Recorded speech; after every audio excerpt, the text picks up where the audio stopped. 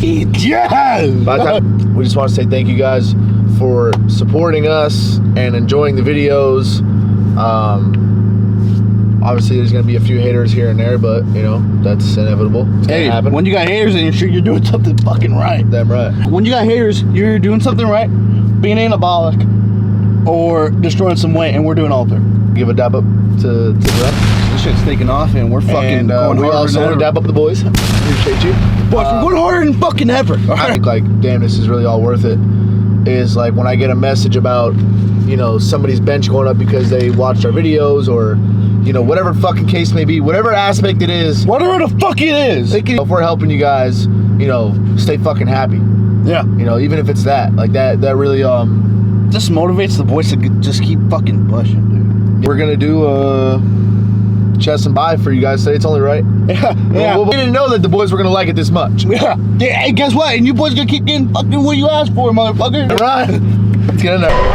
You got to be a little mental, I think, to do what I did. I don't want to like sound crazy, but you have to be a little fucked up. The fucking mindset of like getting up every day and pushing yourself. And you're eating 12 to 16 ounces of meat, and, you know, 100 to 150 grams of carbs every meal, and you're doing that 7 times, and you do it day in, day out. You got to have a very simple mindset. You know, you can't be social. You can't be out doing a lot of other activities. So you put on the blinders and you have tunnel vision on what that ultimate goal is. I was always on track with everything. I mean, everything was structured. I lived in a box in order to be the best, meaning I had no outside people.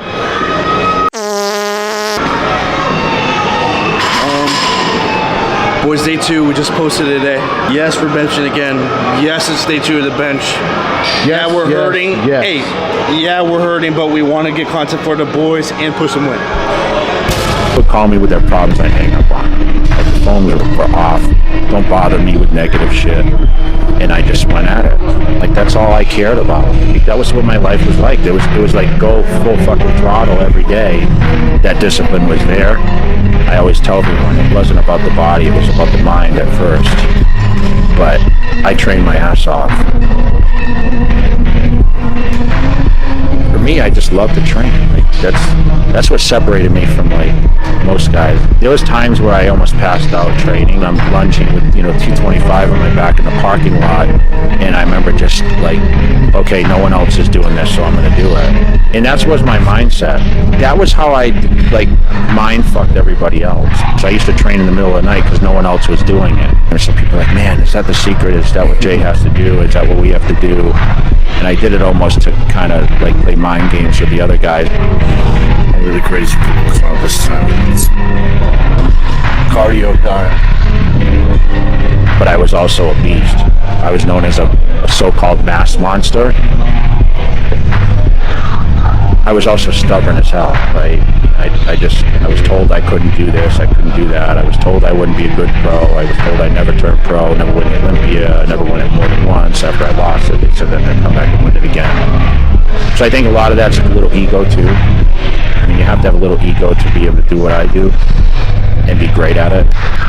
You got to do what's your passion. Otherwise, you're never going to succeed at it. You're never going to stay with it. You're never going to commit to it, and you're never going to give your full ability towards that goal.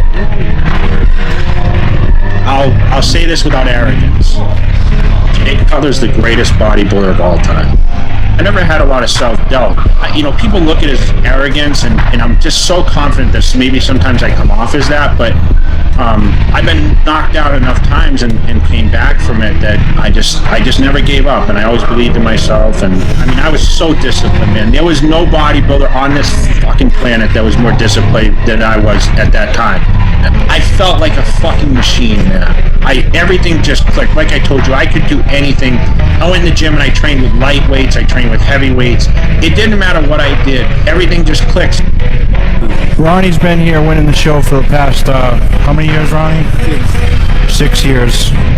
But this is my town, my home, my place. It takes a lot of time, but I'm dedicated. And I was just so young and just, I was so naive. I really didn't know much about anything. I really didn't know how to pose. I really didn't know anything, but I had the physique. I had the structure. Once I learned how to eat and learned how to, train properly, and I wanted to be the best. My dad my dad was a pusher, man. I hated my dad a lot of times early in my life because he would just make me work and taught me to be a machine, And it really gave me the work ethic to be who I am as a bodybuilder and, to be relentless and Listen to how to fucking hit a bench PR. You put a weight that you can't hit, and you just fucking eagle with that shit. And if you hit it, then you hit it. Congrats. If not, then you come back and you try it again. Yeah. I had to learn the value of working hard to achieve certain things, and I knew going into bodybuilding it wasn't going to be easy. He's like, I'm telling you, you can beat Ronnie Coleman. Jay, I'm telling you, you're going to beat this guy. I'm telling you, Jay, you're going to beat this guy. So in the lineup, when I was standing next to Ronnie, people are like, holy shit, Jay's beating Ronnie Coleman from the front. It's the first time in my career that I actually knew, shit, I'm going to win the Mr. Olympia contest. I knew myself I would win it.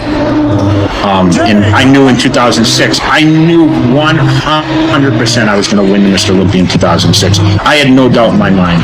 But every year I watched Ronnie stand next to me, and before he fell on the ground and he cried, he was scared. He was scared. You'll see Ronnie Coleman mouthing some things to me, and Ronnie Coleman said, well, you beat me.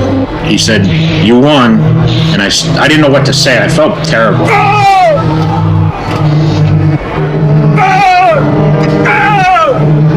That losing and winning was the best thing that ever happened to me in my life, because the fans that hated Jay Cutler now loved him again. That's what I love most about my career, is that my body did the talking and my movement did the talking. I walked out on stage that night, and you remember, that was for sure the greatest moment of my life, winning the Mr. Olympia. When I came out, I just came out there, I did that fucking quad stomp, and it's like the place went fucking crazy, man.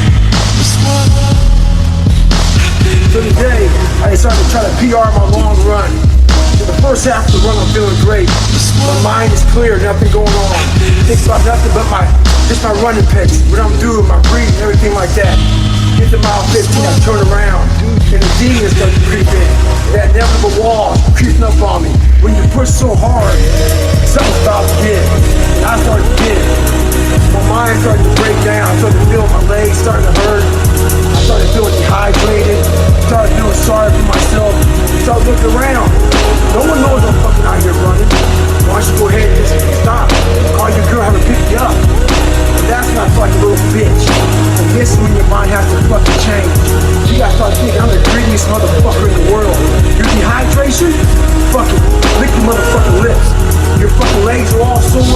No, you got shin splints and stress fractures. No, you don't. You got short fucking legs. Get out of your head and stay hard. You don't know me, son. Get it. 18. You don't know me, son.